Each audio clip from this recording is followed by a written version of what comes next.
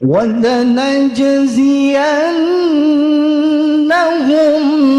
أَجْرَهُمْ بِأَحْسَنِ مَا كَانُوا يَعْمَلُونَ